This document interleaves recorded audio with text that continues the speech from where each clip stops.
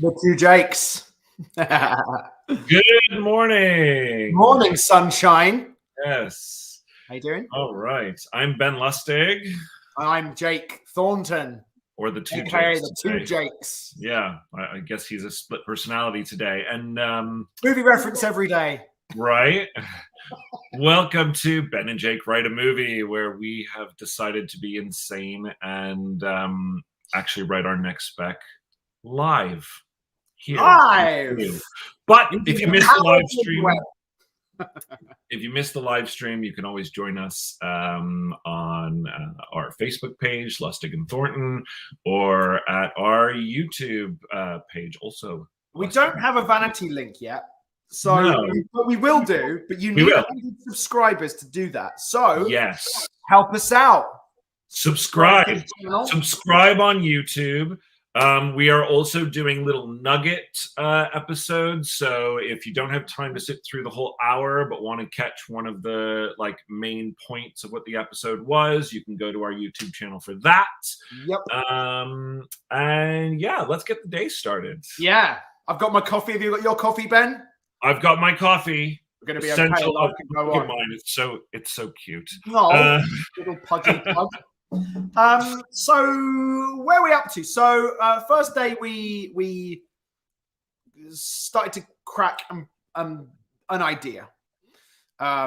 We talked about what things we were currently interested in, and arrived at this really interesting concept that I think is a pretty fun movie, and I think a pretty simple story. That being a chase movie, whereby our protagonists have to be getting to a certain place at a certain time, a la Midnight Run, with elements of the Terminator, or more the Terminator with elements of Midnight Run, with a demon who has been sent to get the Antichrist to a certain place by a certain time. Yes. And we both went away and watched both the Terminator and Midnight Run as well-filling activities to give us ideas of both structure and tone. And there are a bunch of other movies that we're going to watch. Maybe we'll probably do one, I think maybe next week, to kind of, again, be adding to the mental imagery that we would like to, the sandbox that we'd like to play in. And then yesterday we did a breakdown of those movies. And talk to each other about what works and that we can use as inspiration, as jumping off points. And to be clear, like we were saying yesterday, we're not copying those movies. This is just going, what lives in a similar space? Yeah, what works, what doesn't, that kind of thing. It was a very good recap, Jake. We ended yesterday talking about our next step in the process, which would usually be to kind of macro it out in terms of structure, in terms of how the movie is going to live. But we also talked about, and I think it's important before we get to structure still, to talk about antagonists. Yeah. And to talk about who the bad guy is, or bad guys or girls or whomever. So that we know where we're going and who we're up against. I had a thought over the night, whereby I started to think about kind of the aspect of the movie that feels like we might want to just look at it, and it has to do with the specificity of the religious aspect of what we're doing. So, for example, what I mean by this is, obviously it's not a religious movie, but by saying the words the Antichrist, it is by its very nature assuming that actually has meaning, and that Antichrist would have power, and thus the Christian ideas are correct. And that's not, you could tell me to shut up, by the way, anytime. But I was thinking about how some other movies, and the example I have is Ghostbusters, right? So in Ghostbusters, there is a demon ghost from another realm type mythology of evil that has an almost almost religious sense, because they talk about, oh, this is Old Testament type stuff, or they talk about Sumerians and things like that. But it doesn't lock you into any specific lore whereby you're saying one thing or another. It's kind of creating its own thing, and yet it's also familiar at the same time. And I was just wondering, and it's really just a question of going, the idea of a demon, I feel like, is just out there and fine. I wonder if the idea of the mythology behind the Antichrist versus the bringer of doom, the bringer of the apocalypse, the bringer of the end of days, whatever, like a broader kind of sense of what that could be, so that it's not locked into one specific mythology. Sure. I mean, let's talk about it. I think what you get through saying it's the Antichrist, and to be clear, it's not saying that we're Christian. Neither me nor Ben are Christians. No. That's also kind of the point. Which, yes. But that, again, if you're a Christian, I totally respect your faith. So I'll use the word mythology, but it's not meant to be in any way disparaging to your beliefs. But there is a cultural mythology that we understand as present in the Bible. Again, likewise, if I were to say Zeus and the Greek gods, you would go, I have an innate understanding of what that might be. Here's the difference. Gods, again, same thing. It gives you a very simple and easy way in. So that's my observation for it. And again, the other observation for why I think it's good is because I think it makes it a very easy concept to understand. There's no, again, it's really part of that same point. It is a very simple concept to understand. I don't have to. In Ghostbusters, they had to spend some time explaining what that was. Now, was that a 20-minute speech? No, it wasn't a 20-minute. Literally, no, it was probably shorter than Terminator. Sure, but again, they did use something. In that particular case, ancient Sumeria. But I think the ancientness of it is where I respond, and I think I prefer, because, like, you could say if it was, we're saying that the Greek myths were real and that this is Pandora's box, I go, okay, cool, that's fine. Yeah. Maybe it is, maybe it isn't. There's no one alive today that would know one way or the other, and there's no one alive today that really believes in that. Anyway, so it's almost just pure fiction, right? Yeah. But when I go specifically the Antichrist, I'm acknowledging an idea that is specific to a current faith that is practiced today.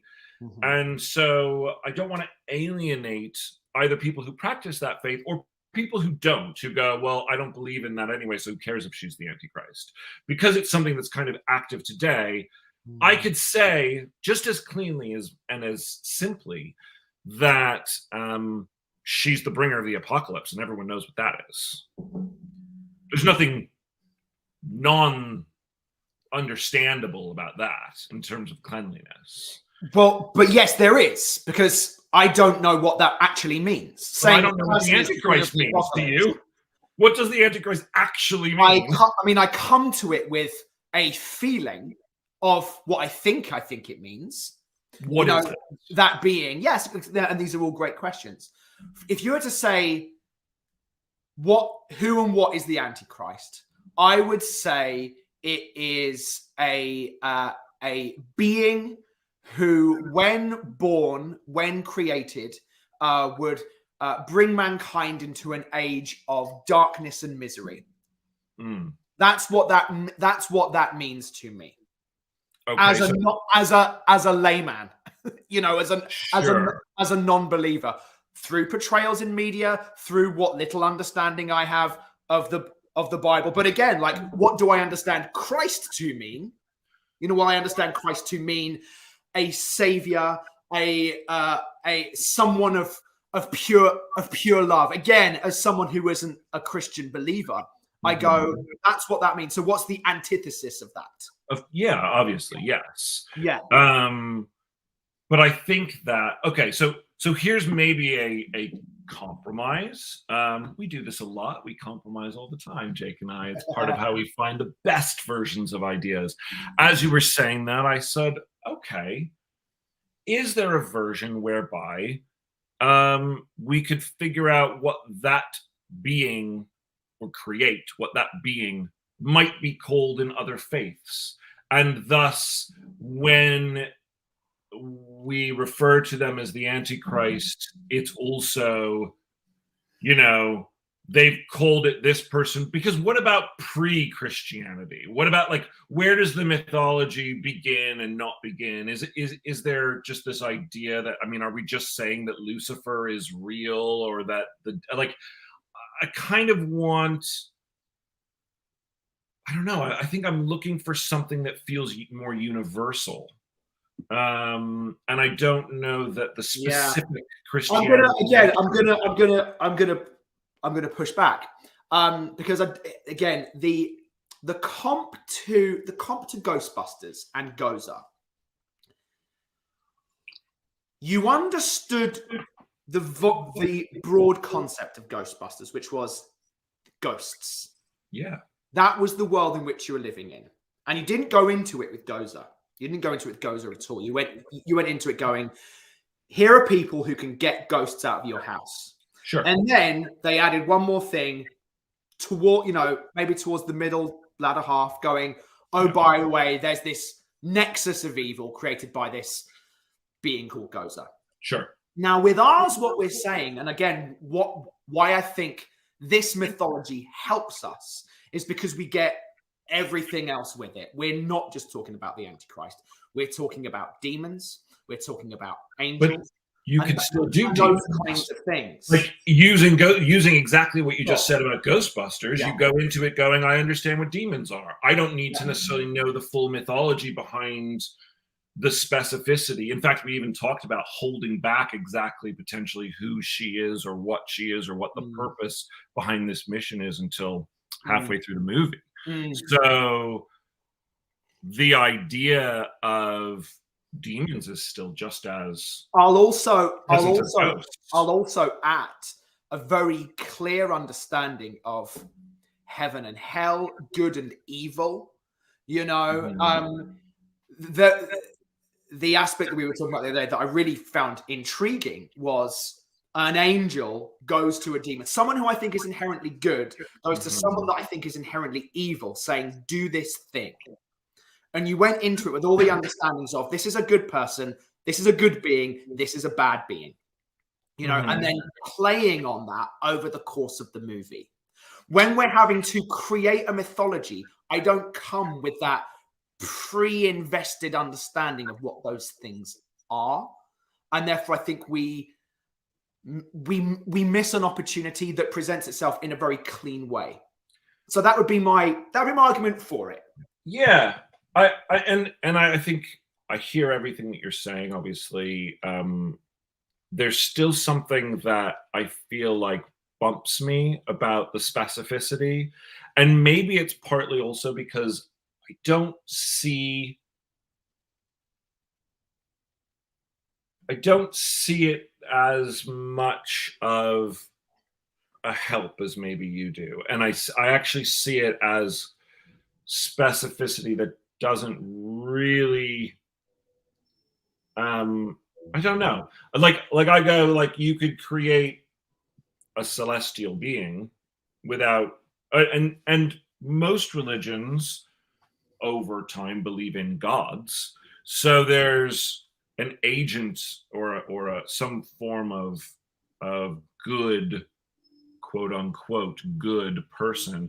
I also think that by doing what we're doing in terms of flipping the idea of a demon and maybe even making this celestial being a bad guy in the end doesn't mess with anyone's ideas of that. It feels like it's its own thing. but I still understand what those are. There's still total pre-awareness to all of that. It just isn't. To what though exactly? To a god and a demon. Yeah. So, but again, if we're going to go, it was a god and a demon.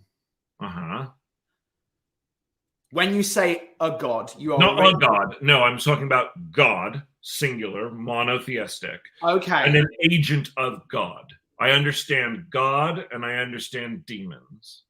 Right. So I guess my question is, how then in that are we not playing in the concepts of Judeo-Christianic religion? If we're saying, well, even Islam has a singular God as well, and that's Judeo-Christianic. It's the same root. It's the same God by a different name. You know. Yeah. But again, if you were going to exactly what I'm saying, that's exactly what I'm saying. I'm saying don't specify to Christian. Antichrist is not Judeo-Christian Islamic. It is specific to Christian. Of course. Yeah. Right? Yeah. Like, I don't, there's no such thing as the Antichrist in my faith. Sure. Versus if you create the idea of this fantasy of this being that could bring pain and suffering to the entire world. In some cultures, they call it the Antichrist. In Islam, they call it this. In Judaism, they called it this. You can still keep what you're saying in terms of, yes, she's the Antichrist for Christians. And yes, she's the blank for Jews, you know. Sure. I think I understand a little bit more what you're saying. It broadens it rather and it makes it relatable to everyone in a way that doesn't block out, oh, this movie isn't necessarily for me, or oh, I don't actually like this because of my beliefs. And you know, it's one of those things where I don't usually pay too much attention to that kind of stuff when we're writing things. Certainly it wasn't something we worried about when we wrote Winter's Night dealing with Santa Claus. And yet it's the specificity. I will say we had long conversations in the early days of writing that book, specifically about this. Well, yes, about not being religious specific. Yes, we never called him Saint Nicholas, for example. That's right. And you had expressed a concern, was this particular story going to be offensive to people who were deeply into. And interestingly, we had a recent experience whereby someone said I wouldn't do this movie because of the basis of the movie in a specific religious context. So, and I know I'm being vague, everybody, but I have to in this particular case. Well, it was a reimagining of a Bible story, and we took it to a producer who said, my wife would not be happy if I did this because we are. Which is total, which I respect. And that's why I'm saying I don't think this idea requires the sole idea of this being a Christian apocalypse. Because by just saying that the Antichrist is real and she is the bringer of, and she will be the Antichrist, is an assumption that Christian ideas are then real. Right. But, I mean, when you go and see, Clash of the Titans, you aren't going, well, hang on a minute, is this movie saying that? But Clash of the Titans that was all real. It's not. It's a movie. Yeah, but Clash of the Titans is period, and it's totally fantasy. Or when you go and watch, like when I watched Legion, when we watched Constantine.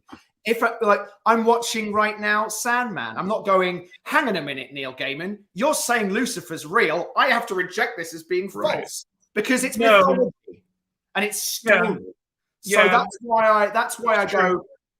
I guess here's my question for you: why are you opposed to saying in Christianity she's called the Antichrist, but in these other religions she's called something else? I'm not opposed to that.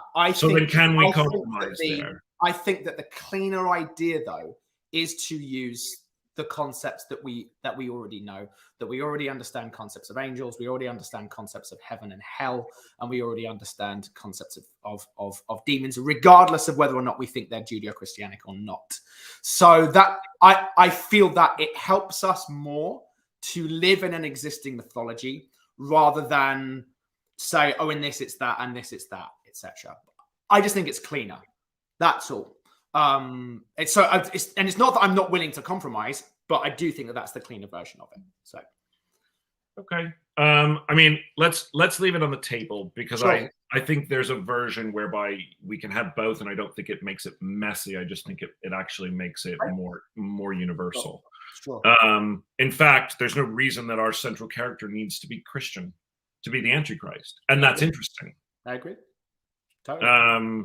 Especially Christians would argue probably isn't Christian. True, and yet, right? Yeah, I don't think it's absolutely. I you understand my point. I think there's ways to play in the thematic ideas of what we're talking about here. Absolutely. Whether it's, I don't think you get away with a movie about a demon and the Antichrist and not play in thematic ideas of faith. And so I think there's a broadening out of that. I think it just naturally is going to be part of it, because the belief our hero either is going to 100% believe everything this demon says off the top, which I don't think is realistic, or they're going to be a modern person in 2022, which means they're going to go, holy shit, wait, what? Totally. You know? I completely think it's that. And so if that's the case, I feel like there's a natural inclination then to be basically saying, actually, there's much more truth to what people believe in, or to what people don't believe than you know. And it's not specific to one chosen people who have it right. It's specific to the majority of people, I mean, it's in one way or another, had it right at one time. Yeah. So then, I mean, is there, coming to your side of the table and just having a little look at it from your side too, going, there are beings, otherworldly beings, who assist and guide mankind, and they're called different things in different cultures. In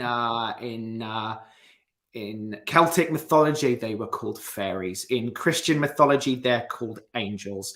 In this other they're called something else. But they are that would be part of the process. Yeah, totally. And there are the demons of the world. They're called, Ifrits in some cultures, demons in others. You're saying that these things are real. These things are real as well. These ideas are real. and they are constantly trying to push mankind in one direction or the other. And the world is messy and difficult because sometimes these forces are winning and sometimes these forces are winning, and there is a battle, constant struggle between good and evil that has lasted for all time. Totally. And it's been called many different things, but it's in many different ways. Sure. Okay. I can get on board with that. Yeah. Cool. I think and what I think that will do, to your point, is I think that will allow whoever's watching it to make that mean whatever that means for them. Yes. In a lot of places in the West, they'll go, "Oh, I got it. They're angels and demons." Yeah. And when you play it in China, they can put whatever they want on it. I mean, it was interesting with Winter's Night being a story of Santa Claus. We were literally told this movie won't play in China. And that's an interesting thing to think about. I mean, when you're coming up with ideas, and I think for writers who are just breaking into the business, I don't think you should focus on this too much. But it is a reality, which is we're a global business now. Hollywood is not just about making movies for the United States. It's not just about making movies for Judeo-Christian cultures. It's about making movies for money. and the largest. Honestly, cash. That's the truth. I mean, let's be honest. These are multinational conglomerates that own these studios, and they're about making movies for money. And so the wider the audience, the more money you make. Or if you can really get into a niche audience where every single person in that niche audience loves it, you can kind of do that too. But it was interesting to hear, our movie Winter's Night was bought by Sony, and it was awesome. I mean, we had like a 5-studio bidding war, and yet at the end of the day, one of the concerns was, is this movie too expensive for the audience that will actually be interested in watching it? And the conclusion at the studio was possibly. Now, different regimes had their own ideas on that. We got very close to actually having that movie made, and maybe we'll go into greater depth on that story later on. But the reality is, the question at many times was, how does this play in cultures that don't believe in Santa Claus?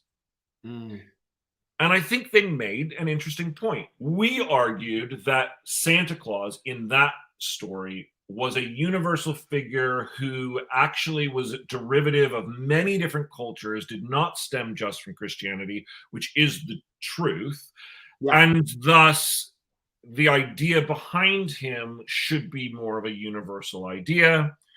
At the end of the day, we didn't necessarily win that battle. But so anyway, point being, bring it back to this new movie. I think the more universal we can make it, the better. If in the Indian subcontinent, places, whatever they believe could be this being into this role. Sure. Okay, cool. All right. So and that, ladies and gentlemen, is how you get through a moment of difficulty. Yeah. You each have different ideas about what works and what's right. And ultimately, I think the best compromises are ones where you both come away happy, rather than both coming away feeling like you didn't get what you wanted. So, and I think that's happened. I came into this thinking, let's create a gozer, but I hear that what you're saying. And so I think that this is a really great way for us to kind of move forward. So that was one thing that, and I'm just gonna, one of the things that I've been thinking about over the past 24 hours, and again, it's been born out of some of the conversations that we've been having, is playing with the expectation of the movie as you go into it, and then how you then flip and reverse or add complications to that story. Because I think we should think about it going into it. We, the audience, should believe what our demon is told. You need to get the person from A to B by this time, and that is what the movie is going to be. You need to protect Sarah Connor from being killed by the Terminator. Now that, I think probably it does remain pretty simple in the Terminator. It does. It doesn't change. The only thing that is then added to it is then you realize that Carl Reese is actually the father of John Connor, the leader of the Resistance. Yeah. But that never becomes a complication. Interestingly enough, they didn't make that choice. I think if we were writing that movie, probably would have made that into an obstacle at some point when that reveal came about. But interestingly, and I think Cameron, I would never criticize that movie. I think Cameron, yes. I think he did. He made the choice, and it worked very well to go. This is a character choice, not a plot choice. Yes. But in something like Midnight Run, and what I think it does so well in this particular movie is you go, okay, got to get the Duke back to LA by Friday. I go, okay, that's what it looks. That's what winning looks like at the start. And then all these other things happen that complicate it. And there are twists. All of a sudden you go, oh, hang on a minute. The guy who's actually after this guy is the guy who took Jack down. Oh, hang on a minute. Now there's another guy going after as well. Oh, in the middle of it, he goes to go and visit his wife and solves that problem. And even right up until the end, you're going, oh, is it still going to look like him taking him in and doing it? You don't expect in the middle of it that they're going to take down the mafia boss. That's not presented at the beginning at all. It becomes this whole extra thing. And then only at the end you go, oh, he's not going to turn him in. But he still won by getting him there on Friday at midnight. And he even says, I would have done it. I would have done it if I wanted to. So anyway, the expectation at the beginning of Midnight Run is one thing, and then it becomes something else, and yet also comes back to what it was presented at the beginning, but in a new and different way. And I think based on what we've talked about already, I like having something like that happen here, whereby our expectation is that the demon that we create will, of course, be able to follow through on what they think they're going to do, which is turn over this human, probably to be sacrificed or killed or something. Yeah, bad. I think we have to figure out exactly what that is. Yeah, and that's actually was where we're going full circle now to the real question of what is the bad guy plot, because I think that is ultimately the twist. So as we've been talking, we're saying that there's going to be multiple versions of antagonists here, a la Midnight Run. It's not singular like the Terminator, although interestingly enough, the cops in the Terminator become an obstacle that is very effective. Absolutely, because when they arrest them, they are keeping them still. Yes, and they give Arnie the opportunity to come and get them, which he takes. Absolutely. So we, I think, have the opportunity in this to go, well, there's the other demons who would probably be trying to either capture this person because they don't want. I mean, it's kind of interesting. It's like the bad guys actually don't want him/her to die. Or if they do, maybe in order for her to be, I mean, this could be cool. Maybe in order for, I keep jumping back to her for some reason. I know we talked about Paul Rudd, but I keep jumping back to her. Whatever. Sometimes, ladies and gentlemen, the movie writes itself, and you just kind of have to go with it. Become a conduit for it as it flows through you. You just kind of go, oh, the movie wants to be this. And that's important to listen to that, by the way. Jumping on that, I think that's a very, very good point. Yeah, we actually had an experience with that last year, and we wrote this spec, and the first version of it was very much how or initially going into it, it really felt like it was this, hard R kind of action movie. And then through the writing of it, it started to not feel that it was exactly that, and that it needed to be somewhat lighter in tone. And it was a really interesting observation to go, this is what the movie is telling us it needs to be. The story was actually not wanting to be told the way we were telling it. Yes. And it's an interesting thing, and it almost kind of gets a bit kind of spiritual. Like, are you just a conduit for this stuff? But we sound crazy. We sound crazy, but like, I believe that you have a conscious and an unconscious mind. And the conscious mind can be very much like, oh, I think it's this, I think it's this, I think it's this.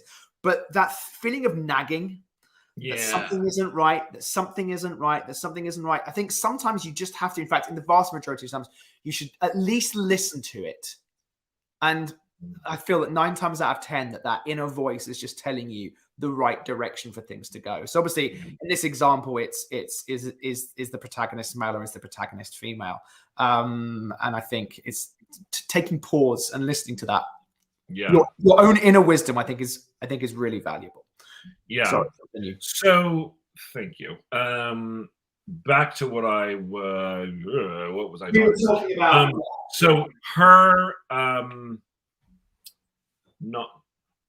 I can't remember now. We were talking about villain plot and what she means to the villains. Yes. So that's what I was saying. So are they? Let's say we have 3 different main obstacles, right? You've got the Celestials, you've got the demons, and maybe even the police, because this girl has been kidnapped for all intents and purposes. Yeah. Right. So just starting there, we could possibly even branch out to some kind of, maybe if we wanted to go organized crime or something like that. There's something fun, especially if we don't know how the demons work, and maybe the way in which the demons work has something to do with possessing the bodies. And I know I talked about not possession in a previous episode, but even if it's taking the human form, like our demon, because our demon obviously is going to be in human form. So what do these demons look like? It's almost like, Smith in the Matrix.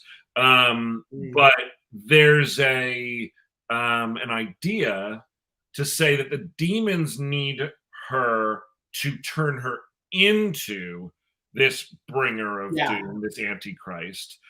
The angels or the celestials needs her to kill her before she becomes the antichrist.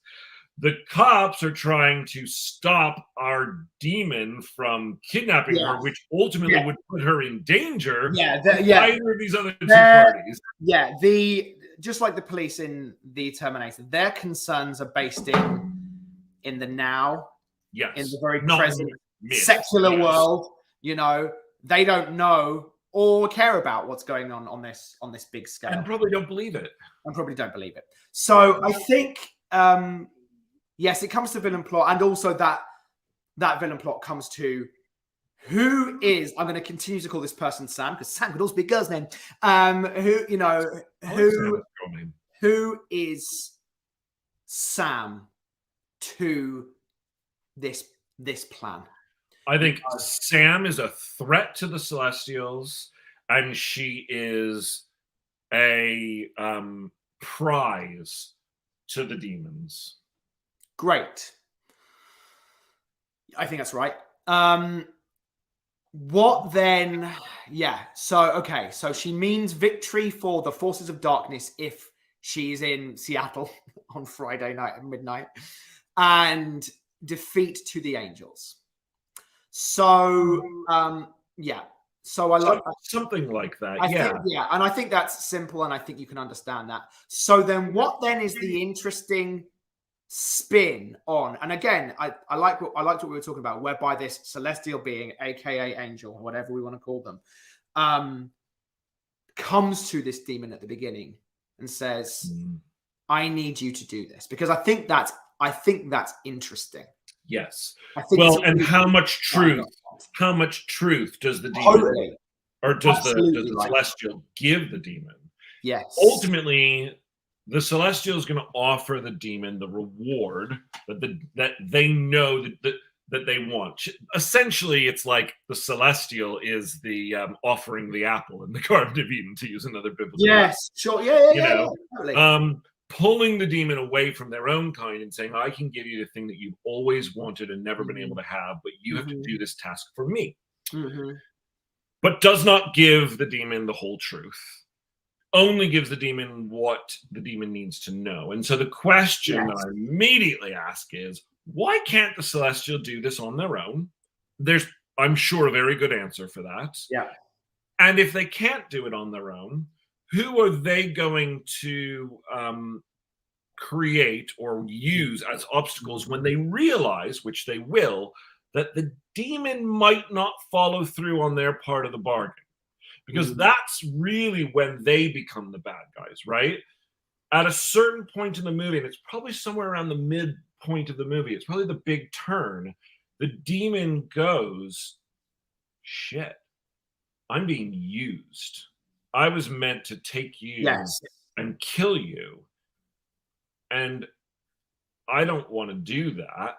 Yeah. And so when they don't follow through, when the angels or the celestials realize that now the demons become a turncoat, it's a little I think of like these hitman movies where the hitman, in fact, that's a good movie to watch, interestingly enough, where they have like second thoughts about their job. Essentially, they go, oh, I was given this job, and now I decided I can't follow through with it.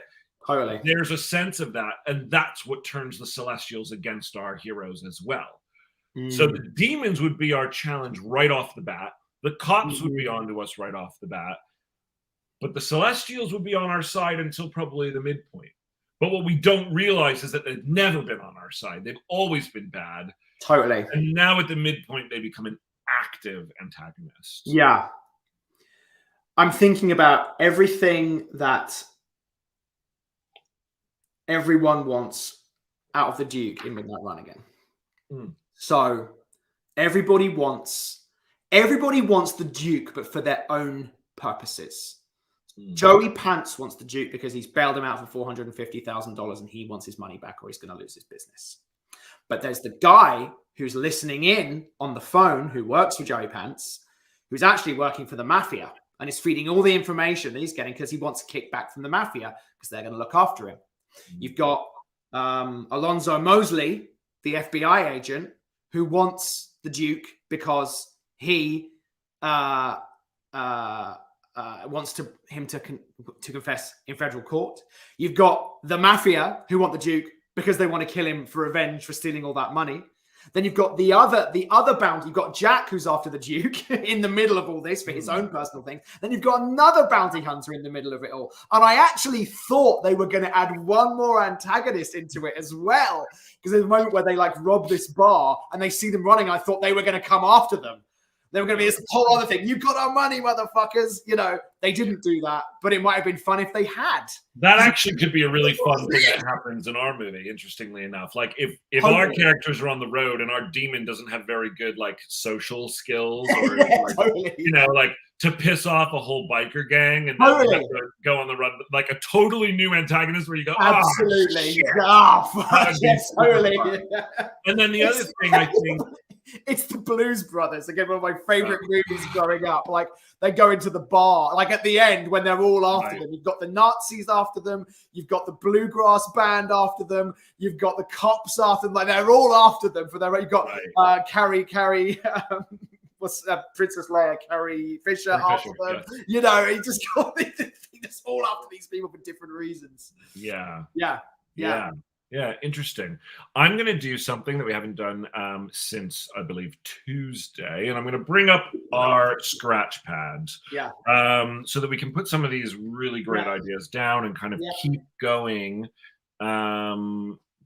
keep pushing forward with where we're at. I think all of this is really exciting. You know, I think some of what we're talking about right now is trying to fit these pieces, trying to fit these really interesting puzzle pieces into the place that we want them to be. And that starts to become the challenge. You know, it's like, okay, we've got all these antagonists, these really cool ideas. Where do they fit? As you're saying, what do they want that's different from what somebody else wants? So here we go. Let me just share this with everyone. Hold on one second. We've got, for those of you who are listening on our Apple podcasts, thank you very much. If you do want to see what we are working on our screen, make sure you come to YouTube or Facebook. All right. So that should be where we're at here. Where are we at here? Let's see. All right. So here we go. So basically, let's go on here. And I just want to write down some of the things we're talking about. So we started today really talking about the ideas of the mythology are universal. Good and evil.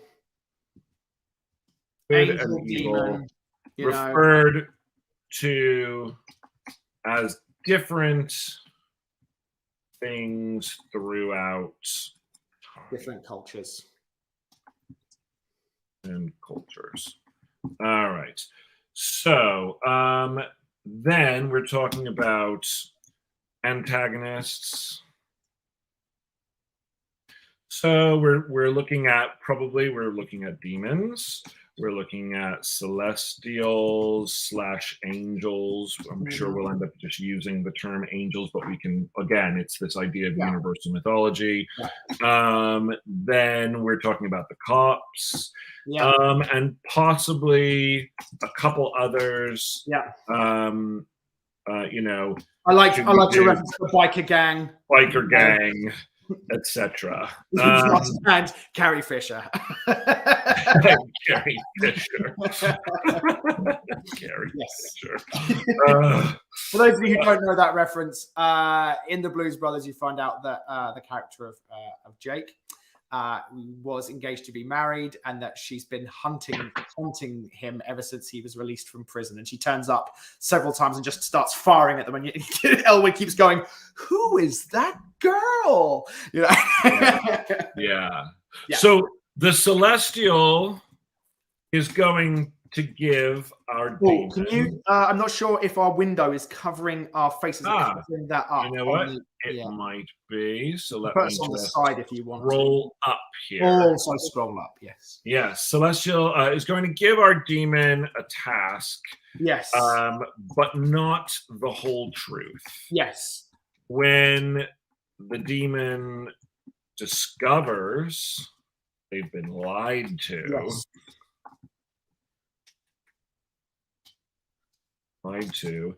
And it looks like they may not fulfill their end, the angels become a force against them.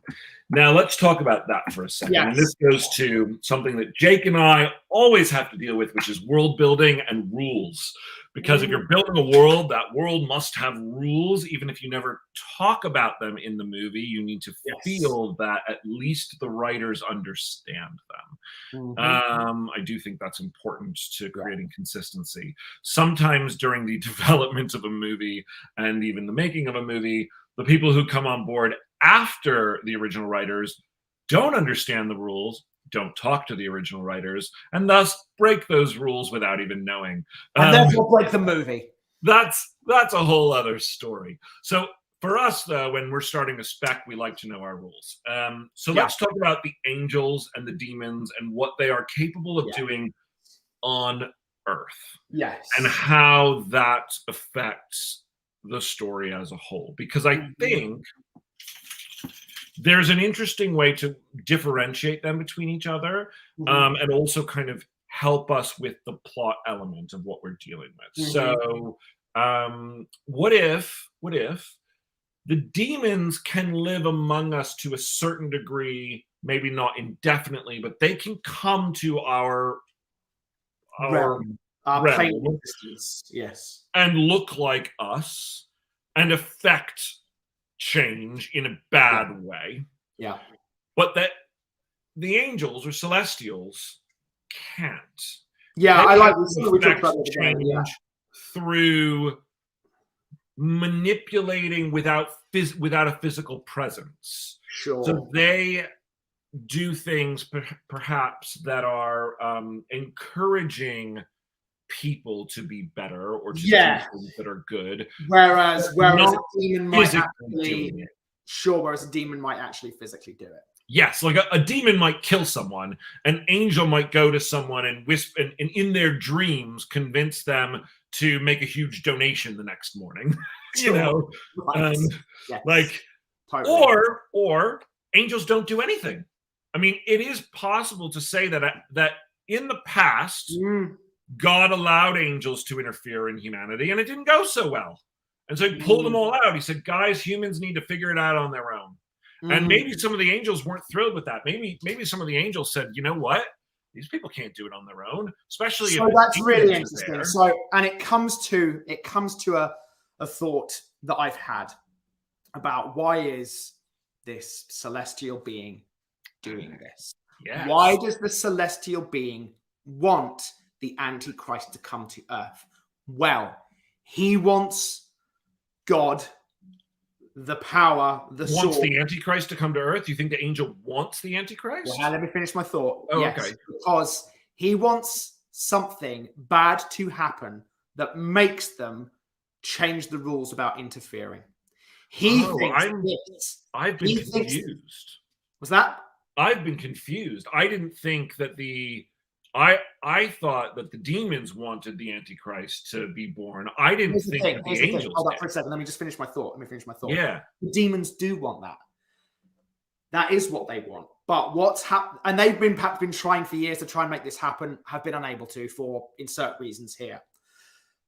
The Archangel Gabriel suddenly goes, here's what we need.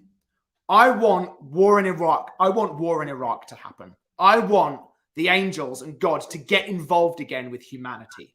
So I'm going to make 9/11 happen so that we can go to war against the demons, which is something that we haven't done for ever since that moment that you just talked about, where they were not allowed to go and do this thing.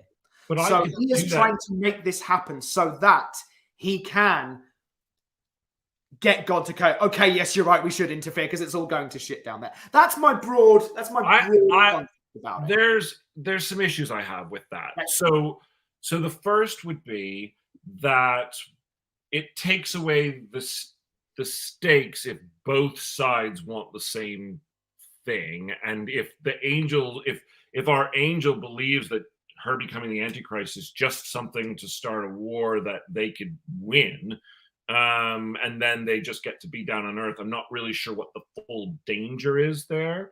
But then also I go, now both of our, like, why are the demons trying to do anything? Just let the angel do what he's wanting to do. He wants to bring the Antichrist to Earth. That they win. There's no conflict. Maybe it doesn't work. So then I guess the question is why does the Celestial go to the demon and say, do this thing? Because I think the Celestial can't actually kill our girl in the way that the Celestial needs her killed in order for her not to be the Antichrist. And they are interfering. So they are doing what you're saying, which is I'm going against the orders because I think I know what's right. But they're interfering in a way that is deceitful. So whereas the demons want her to become the Antichrist, the angel doesn't. But the angel's not supposed to interfere. And instead, by interfering, they end up almost making it happen. The angel literally puts the Antichrist in the hands of a demon, which is probably the most dangerous thing they could do. And that's another whole question to ask, which is why? If they have any influence over absolutely, humanity. Why? Yeah, and that's it. Is why? But I think it has to be because they can't physically do it themselves, and but do what? Well, it's got to be stop it. It's got to be that I want to stop this thing from happening. I have righteous reasons, but ultimately an innocent person is going to die as a result. We've talked about this kind of moral dilemma in movies a lot, right? All right. Okay, so Angel wants the being who could be this being of ultimate power, ultimate evil, destroyed. And that has to happen in a certain way, in a certain place. Yeah. Just killing them wouldn't be enough. And we'll have to figure out what that mythology means. Yeah, I mean, it could be like its soul will just pass to another being. And we need to be done. Totally. It has to be around at this point for that soul to be gone. Is it like through some form of ritual? That can only be done at this place at this time on this stone stone circle. There could be a way in which to obviously come up with that aspect. Yeah. So we need them killed. Now, Demon, who's been doing demon-y things for a while, but has been unsatisfied with their existence, says, you know what? So point is that Demon is betraying its own kind by doing this. Correct, because Demon has decided that multiple centuries of demon life ain't that fun. Right. And it's for selfish reasons at first. Right. So what then does the demon... And this is just where we just have to have clarity of purpose for all of our different factions. Sure. What is the moment where the demon realizes that this is the wrong thing to do? Because if what the angel wants is a good thing, the end of the Antichrist. Right.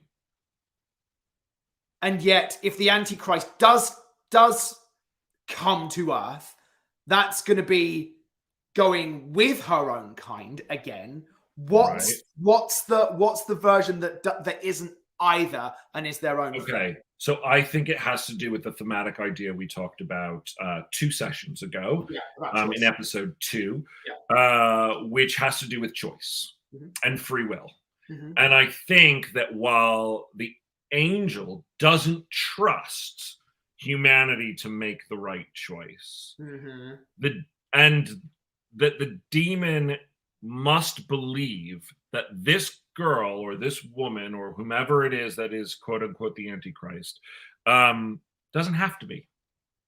That they have the ability to not go down that path, and that sacrificing them in order to stop something that doesn't have to happen is wrong.